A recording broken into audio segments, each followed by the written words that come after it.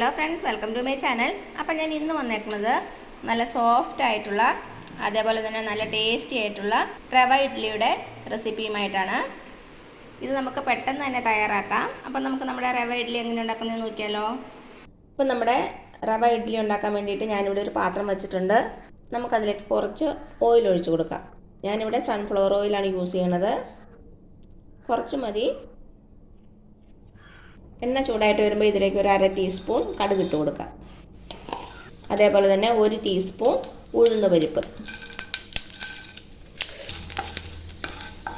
തീ കുറച്ചിട്ടാൽ മതി. തീ കുറച്ചിട്ടിട്ട് ഇത് നന്നായിട്ടൊന്ന് കളർ ചേഞ്ച് ആകണം. ഇനി ഇതിലേക്ക് 1 പച്ചമുളക് ചെറുതായിട്ട് അരിഞ്ഞത്, 1 ടീസ്പൂൺ ഇഞ്ചി,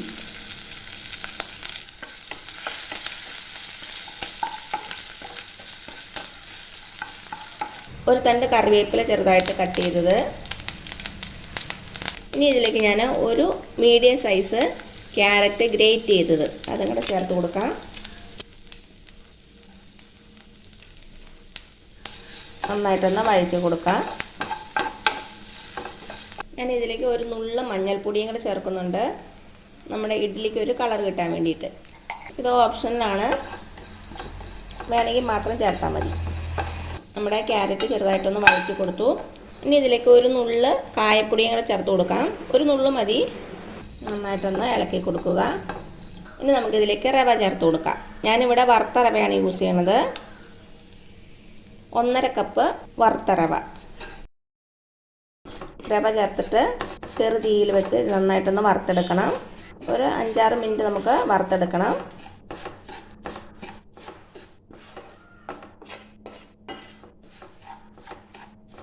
നല്ലൊരു ഫ്ലേവർ വരും, അതുവരെ നമുക്ക് വഴറ്റി കൊടുക്കാം. ഇപ്പോൾ ഒരു 5-6 മിനിറ്റ് ആയിട്ടുണ്ട്. നല്ലൊരു മണമൊക്കെ വരുന്നുണ്ട്. ഇത്രയും മതിയാകും. ഇനി നമുക്ക് തീ ഓഫ് ചെയ്യാം. തീ ഓഫ് ചെയ്തിട്ട് നമുക്കിത് വേറൊരു പാത്രത്തിലേക്ക് മാറ്റാം. ഈ പാത്രത്തിൽ തന്നെ വച്ചിരിക്കരുത്. പാത്രത്തിൻ്റെ ചൂടുകൊണ്ട് നമ്മുടെ റവ കരിഞ്ഞു പോകാൻ സാധ്യതയുണ്ട്. ഇത് നമ്മുടെ റവ ഞാനൊരു പാത്രത്തിലേക്ക് മാറ്റിയിട്ടുണ്ട്. ഇനി ഇതിൻ്റെ ചൂട് നന്നായിട്ടൊന്ന് ആറണം. അപ്പോൾ അതുവരെ നമുക്ക് വെയിറ്റ് ചെയ്യാം. അപ്പോൾ ഇതാ ഞാനൊരു പാത്രം എടുത്തിട്ടുണ്ട്. നമുക്കതിലേക്ക് 1 കപ്പ് നല്ല കട്ടിയുള്ള തൈര് ചേർത്ത് കൊടുക്കാം. അധികം പുളിയില്ലാത്ത തൈര് എടുക്കാൻ ശ്രദ്ധിക്കുക, പക്ഷെ ചെറുതായിട്ടൊരു പുളി വേണം താനും. ഇനി നമുക്കിതിൻ്റെ കട്ടയൊക്കെ ഒന്ന് ഉടച്ചു കൊടുക്കാം.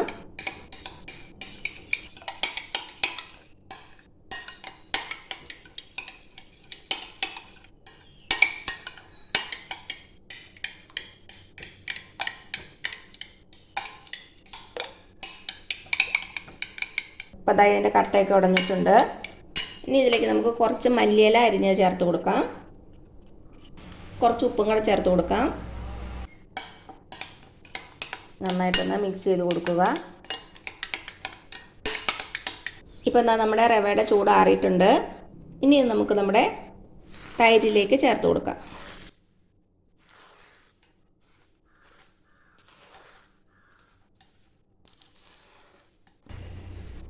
എന്നിട്ട് നന്നായിട്ടൊന്ന് ഇളക്കി കൊടുക്കുക.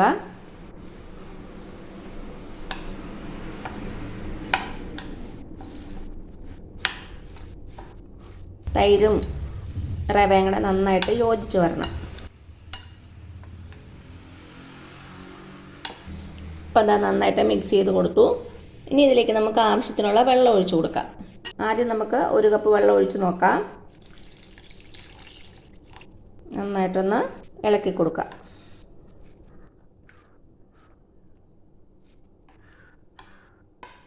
കട്ടകളൊന്നുമില്ലാതെ നന്നായിട്ട് ഇളക്കി കൊടുക്കാൻ ശ്രദ്ധിക്കുക.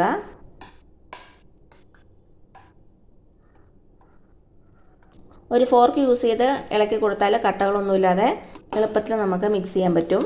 അപ്പോൾ അതാ നമ്മുടെ ഇഡ്ഡലിക്കുള്ള മാവ് റെഡിയാണ്. ഇനി നമുക്കൊരു 1/2 മണിക്കൂർ റെസ്റ്റ് ചെയ്യാൻ വച്ചിരിക്കണം. അപ്പോൾ ഇത് കുറച്ചുകൂടി ഒന്ന് തിക്കാവും. അപ്പോൾ നമുക്ക് വെള്ളം വേണമെങ്കിൽ അപ്പം ചേർത്ത് കൊടുക്കാം. ഈ സമയത്ത് നമ്മൾ ഉപ്പൊന്ന് ചെക്ക് ചെയ്ത് നോക്കുക. ഉപ്പ് ആവശ്യത്തിനുണ്ട്. നമ്മൾ തൈരിലേക്ക് ഉപ്പ് ചേർത്ത് കൊടുത്തിട്ടുണ്ടായിരുന്നല്ലോ. അപ്പോൾ ഇത് നമുക്കൊരു 1/2 മണിക്കൂർ മൂടി വയ്ക്കാം. അപ്പോൾ അതാ നമ്മുടെ റവ വെച്ചിട്ടൊരു 1/2 മണിക്കൂർ ആയിട്ടുണ്ട്. നമുക്ക് തുറന്ന് നോക്കാം.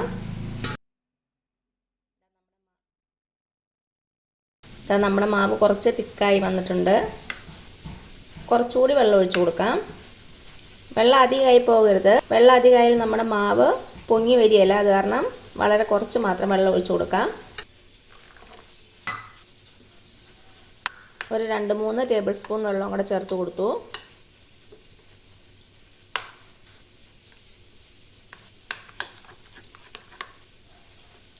ഇത്ര മതിയാകും. ഇനി അവസാനമായിട്ട് നമുക്കിതിലേക്ക് 1 ടീസ്പൂൺ ബേക്കിംഗ് സോഡ അത് ചേർത്ത് കൊടുക്കാം. എന്നിട്ട് നന്നായിട്ട് മിക്സ് ചെയ്ത് കൊടുക്കുക. ബേക്കിംഗ് സോഡ നന്നായിട്ട് മിക്സ് ആകണം. മിക്സ് ആകാതെ കിടന്നാൽ ആ ഭാഗം മാത്രം മഞ്ഞയായിട്ടിരിക്കും. അത് കാരണം നന്നായിട്ട് ഇളക്കി കൊടുക്കുക. ഇപ്പം നന്നായിട്ട് മിക്സ് ചെയ്ത് കൊടുത്തു. ഇതിവിടെ ഇരിക്കട്ടെ. ഇഡ്ഡലി തട്ടിലേക്ക് കുറച്ച് എണ്ണ ഒന്ന് പരട്ടി കൊടുക്കാം. ഇതിലേക്ക് നമുക്ക് മാവ് ഒഴിച്ചു കൊടുക്കാം. ഒത്തിരി അങ്ങ് മാവ് ഒഴിക്കണ്ട.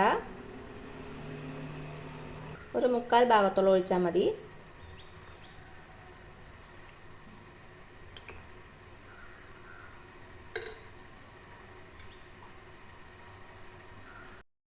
ഇനി നമുക്ക് ഇഡ്ഡലി പാത്രത്തിലേക്ക് വെച്ച് കൊടുക്കാം. ഇത് നന്നായിട്ട് ആവി വന്നിട്ടുണ്ട്.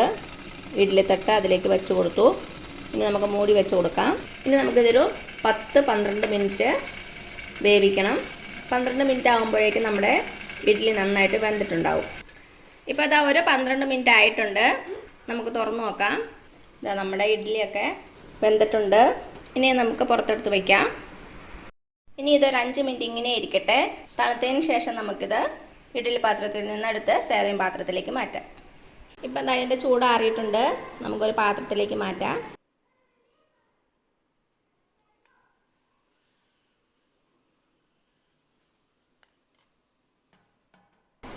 കണ്ടോ, നമ്മുടെ ഇഡ്ഡലി നല്ല സൂപ്പറായിട്ട് വന്നിട്ടുണ്ട്.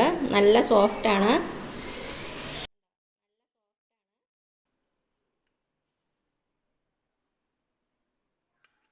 ഇത് നമുക്ക് വൈറ്റ് ചട്നി അല്ലെങ്കിൽ സാമ്പാർ അല്ലെങ്കിൽ തക്കാളി ചട്നി ഇതിൻ്റെയൊക്കെ കൂടെ സെർവ് ചെയ്യാം.